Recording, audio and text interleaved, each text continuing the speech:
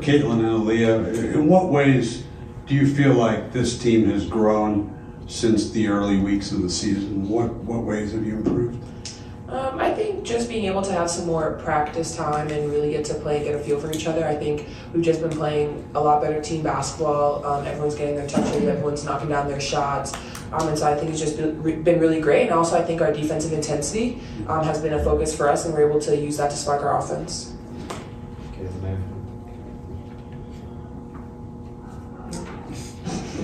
Christine. Okay, yeah. For Caitlin, so 18 points and 12 rebounds, right? Have you ever, well, I'm sure you probably had that many rebounds before, but maybe not? Have you? I had. In college, I would get them sometimes. How meaningful is that to you, that the double-double is points and rebounds? Yeah, I mean, I think I got off to a fast start there in the first quarter. Sometimes the ball just bounces your way a little bit more. And a lot of the times, the people I'm guarding are getting back in defense, so I have a little more free reign of like going and chasing down the ball while our bigs are probably boxing out and hitting a little bit more. So, credit to them. We sure are. Hitting a lot more. Sorry, my bad. But no, I mean, I think we're really good when I can get it off the rim and push in transition. So I take a lot of pride in trying to chase it down off the rim and then really go. And I think that led to a lot of easy baskets for Aliyah at the beginning of the game, or just all of us in transition. Like, I think it's a really good thing. But yeah, 12 is, don't get used to it. That's for sure. Matt and Reggie. Yeah, for any of you, that's 3 close wins in front of 3 good home crowds. I guess how much energy or juice does it give you to have all those thousands of fans when crunch time comes? Yeah, it's great. I mean, we feel the energy. We use that to our advantage. They're cheering super loud, and so we're just thankful that they continue to show up and that they're super loud, because I mean we're playing hard for them too.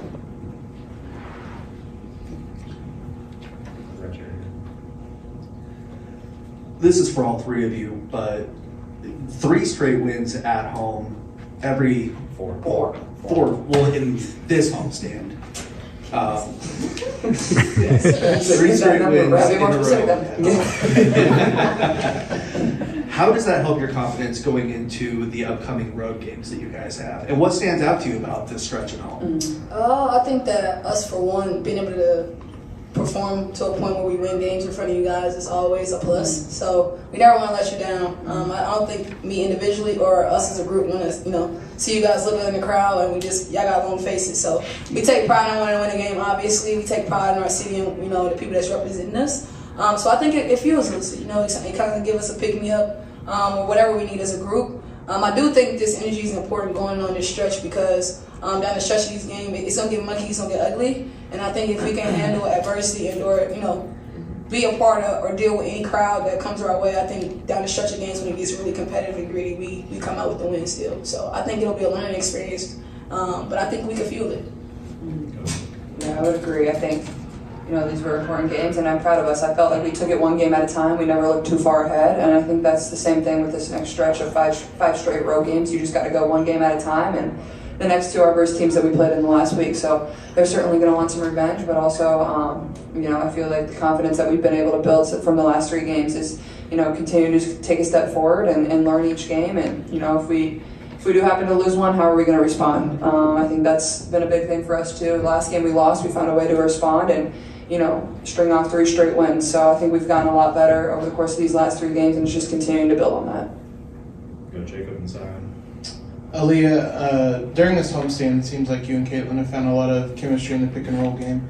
How much does that help you guys offensively to have kind of an action that you guys feel you can get to and get a good shot from? Yeah, great. I think Caitlin does a great job of finding me and also understanding when she can get her shot out of the pick and roll as well. I think that's something that we just continue to build over games and practices and just continue to get a feel for each other. And so I'm super excited of where it's at now. But also I think a big part of that is Caitlin with the ball in her hand, she talks to me a lot and she tells me do this or do that. And so I'm just trying to make sure I get to those spots because I know she can hit me.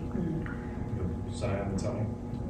Aliyah, you've played with Kelsey now for 2 years. I think today she made her first 5, maybe the first 6 shots. Just what does it do for your team when she comes out and is firing on all cylinders? I mean, just continues to amp us up, really. I mean, Kelsey can score the ball. It's hard for people to stay in front of her because of her speed, and so she just blows by people, and we love that. Like, that is great energy for us because we know that one thing we give Kelsey that ball and she's going to go and won't be stopped. Go Tony and Christine. Kelsey, the three of you up there combined 62 tonight and 11, 11, 12 shots for the trio. What's gelling for you three, and including Melissa, especially these last two games as we've seen you all play well together?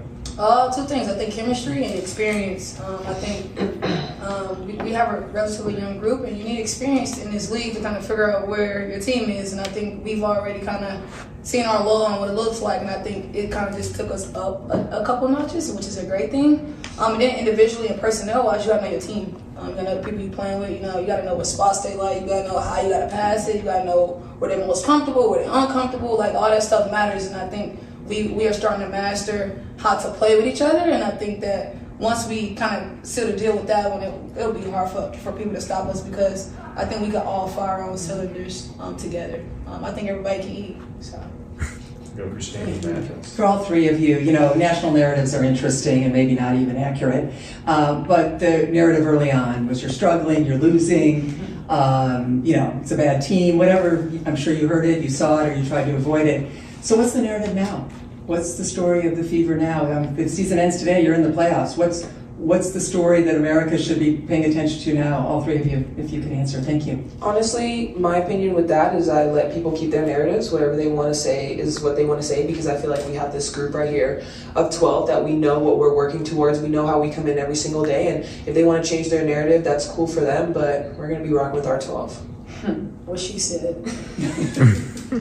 I think everybody just loves instant satisfaction in our world. Like, no one came in here and said we were going to be WNBA champions from day one in our locker room. Like, that was never our goal. Our goal is to get back to the playoffs, and we're fighting for that every single night. Like, this is the first time we've won 4 home games in a row since 2015. Like, you have to have perspective on things, and that goes for life too. Like, have perspective on life, and there just needs to be solid perspective on what this team can accomplish, and I think everybody in our locker room had that, and nobody ever hung their heads. We had the hardest schedule to start. We didn't get to practice much, and we're playing with the most inexperienced team in the WNBA. So, I think it's just this group is starting to click and build some chemistry, and it's one day at a time. But like I said, everybody loves instant satisfaction. But sure, we would have probably loved that too. But I think we all kept a good perspective on knowing we just need to get better at one step at a time, and that's what we're going to continue to do, even though we've won 3 in a row at home here. Go Matt. Yeah, Caitlin, really efficient first half for you. Some more off-target passes in the second half, I guess. Mm-hmm. How do you go about smoothing that out as games progress? Yeah, there was a couple here and there. I think one was a set design where I kind of just assumed Aliyah was going to be open, and I didn't even really look before I threw it. So I think just slowing down a little bit. Honestly, I'm trying to remember the other ones. Another one was to Aliyah. That was slowing out of bounds. It's all right. Don't worry, because don't worry, because you look at Caitlin and you look at the way she passes the ball, and so sometimes things are gonna happen that way, and that's okay, because we're not gonna let her hang her head. We're not gonna hang our head off of any missed passes, because we're still continuing to gel together, and we know that she's a great passer. And so if she thinks she can get that ball there, she's gonna throw it. And if I miss it, then we're good. All right, we're good. Aliyah, we haven't asked you about being named Eastern Conference Player of the Week, especially given what you went through the first couple of weeks. Is this a little bit more fruitful, a little bit more meaningful to you? Yeah, it was nice. I'm really glad. I'm glad my teammates have just continued to put me in those positions. Thank God that I was able to be awarded that, but it's special for me. And Kelsey, as a team, what are you most proud of about what's clicking, about what's rolling right now for this group? I would say I think our attitude on keeping what don't matter out. I would say I'm most proud of our group for that. I think right now we're keeping the basketball, we're keeping the main thing, and that's the X's and O's in our group. I don't think that we focus on what the world could be saying, and I think that's the best part for us right now. So I think that's our biggest growth and our biggest jump as a group, coaches included. Yeah, for Kelsey, obviously, last time you guys won 4 home games in a row was 2015. That was still 3 years before you as the longest tenured player got here. Just what's different about this year's team compared to all the others? Obviously the changing era, or the changing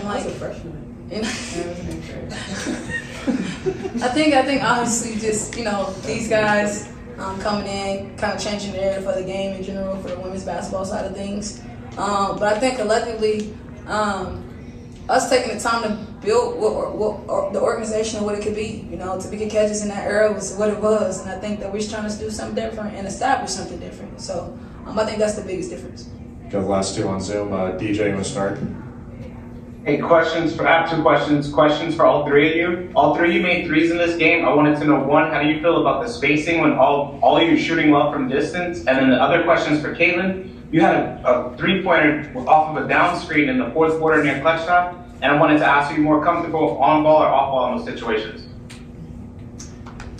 I mean, I would say our spacing has definitely improved over the course of the last probably couple of weeks. Honestly, I think we kind of struggled at the beginning of the year, and then, to be honest, I think it was a bit of a broken play. We were running a set, and I kind of just ran in a circle and then kind of came off a down screen because I knew I was supposed to come off a down screen at some point. And sometimes it works best when you fake yourself out because then it really fakes the defense out. And it worked, and I got the most open I had been all night. So honestly, I prefer to shoot off the dribble. I think everybody knows that.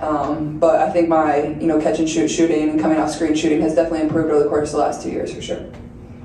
Maybe Kelsey, anything on spacing? Yeah, I think our spacing has definitely improved, like Caitlin said, but I think a big part of that too is that they have to chase so many people. They have to chase Kelsey, they have to chase Caitlin, and so they are more focused on them, and then sometimes they're able to just pop back and knock it down. Last one on Zoom, Mike Vogel. Yeah, Aliyah, I think you have 4 threes already this year, which is many last year. I just wondered, obviously you battle so much down low, but when you sort of decide to look for that three, and how have you worked on that to make that a part of your game? Yeah, I mean, shooting three is something I worked on in the off season, but it's also something that I continue to do in practice and just knock it down. And we do a lot of drills where we're shooting threes, and so I mean, I'm pretty confident. I don't just start out there. Obviously, I want to bang and get down low, and then sometimes when I have the opportunity, I'll just step back and take it. All right. Step back. Thank you, everybody. Just a simple step. Oh, no, just catch and shoot.